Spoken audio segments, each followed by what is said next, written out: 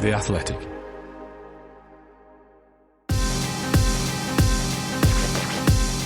G'day there and welcome along to the Race F1 briefing for Sunday the 19th of May 2024, brought to you by the Singapore Grand Prix, the home of Formula One night racing.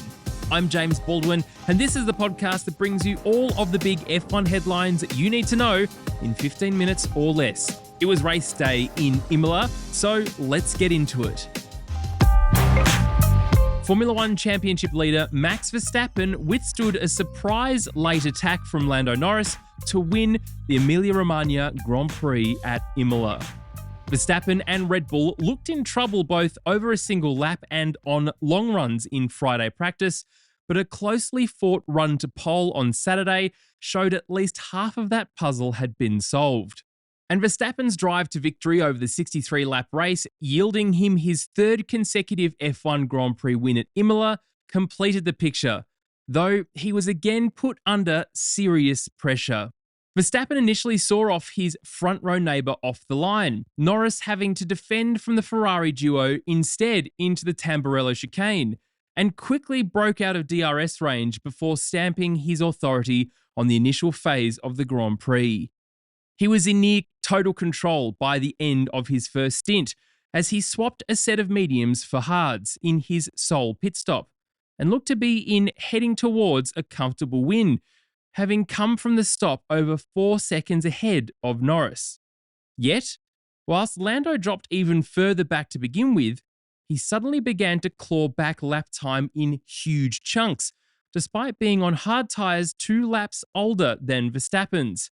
Verstappen was coached by his team that he was losing time, particularly through the Tamburello and Villeneuve chicanes, but replied simply that "my tyres don't work." He was also briefly incensed by the way he was let by the blue-flagged sister RB car of Yuki Tsunoda, but held firm after that, as Norris arrived to 1.5 seconds back, but found it very difficult to make further inroads. When the McLaren driver finally began to eat into Verstappen's lead again, it was too late. Norris spending the final lap around 7/10 off his friend and rival and having to accept defeat.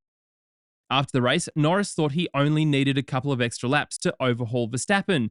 Before that late Norris charge, it looked like the main intrigue was actually the McLaren versus Ferrari battle for second best. The status quo between the two teams had held at the start, but McLaren committing to back-to-back pit stops before Ferrari pitted either of its drivers protected Norris's track position against Charles Leclerc and allowed Oscar Piastri to undercut Carlos Sainz. Piastri, who had qualified in second but had to start fifth due to the stewards blaming his McLaren team for Kevin Magnussen being impeded in Q1, even put pressure on Leclerc in that second stint before dropping off. Leclerc himself then briefly threatened Norris before the McLaren picked up the pace, leaving the Monegasque in third in Ferrari's home race. Mercedes had looked like a potential match for the three teams ahead of it in the standings through Friday, but it was a distinct fourth best in the end. Lewis Hamilton had an off through the second part of Aqua Minerale that cost him several seconds, but was closing in on teammate George Russell with a slight offset on hard tyre life before Russell was brought into the pits to snipe the fastest lap point.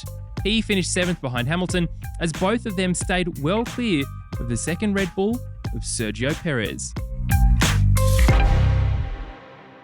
The Race F1 briefing.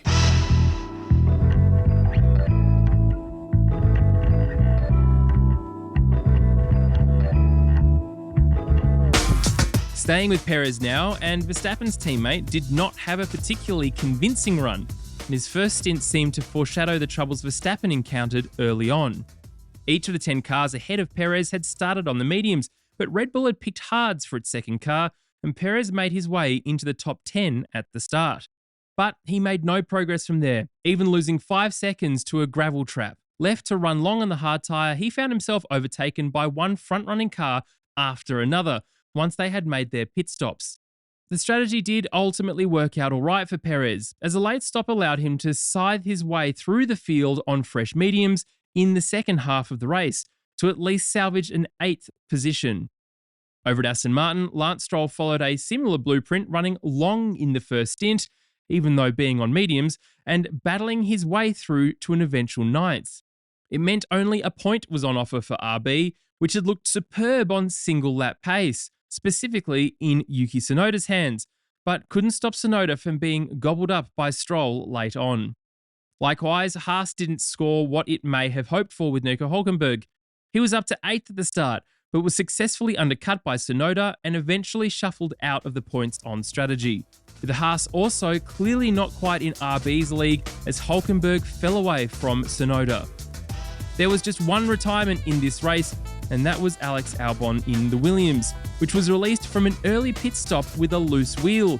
Went a lap down as a result, had to serve a 10-second stop-and-go penalty for said release, and was unsurprisingly called into the pits and retired from the race. Formula One at its absolute finest on the 60-second and last lap. George Russell into the wall and out of the race. Nothing else comes close at the home of Formula One night racing. Carlos Sainz, tactical brilliance. Carlos Sainz, the winner of the Singapore Grand Prix. Watch it live. Formula One Singapore Airlines Singapore Grand Prix, 20th to 22nd September. Book now at singaporegp.sg. To some media pen reactions now, and as I reported yesterday, both Carlos Sainz and Charles Leclerc thought that the news of the Ferrari upgrades to Imola were probably exaggerated.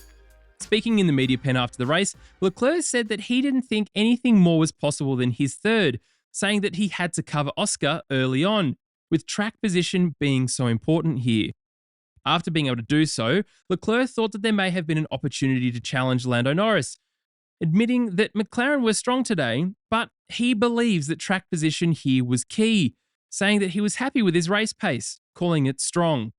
Leclerc highlighting qualifying as the weak point for the team, especially at a weekend like this, but he remains optimistic that the team can once again take a top step on the podium this season. Leclerc's teammate Carlos Sainz also said that he didn't think that there was anything else that he or the team could have done, but unlike Leclerc, he wasn't happy with his pace, saying he saw something in the car that just wasn't working as intended or expected. The Spaniard said, for a home race like this for the team, he's not happy with these things, but he's sure that they will turn it around for Monaco and be back on the pace. Lewis Hamilton in Mercedes said the positives for the team were that both he and teammate George Russell were able to score points, although doing so in what he called no man's land. The Briton saying there wasn't much else that they could do today either. Hamilton and Russell ended up being switched in positions, with George pitting late on with the intent to take the fastest lap point. Russell, who scored that extra point, said after the race that he wasn't going to sulk after Hamilton crossed the line in 6th, adding too that this is where the team is, in no man's land, which must be a term that's being used an awful lot around the team. Oscar Piastri, who will be wondering what could have been if not for his 3-place grid penalty, said that it was very tough to come back after it, adding it was basically impossible to overtake. The Australian adding that he hopes that for next year, F1 makes the DRS zones longer again, because for him, it was pretty boring.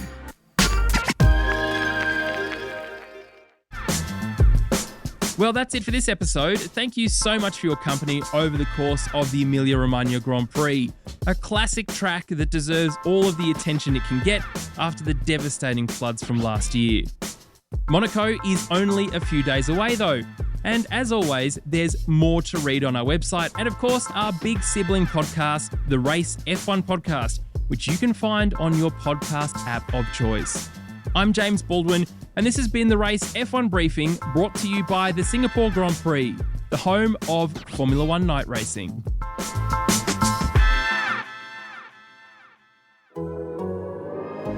The Athletic.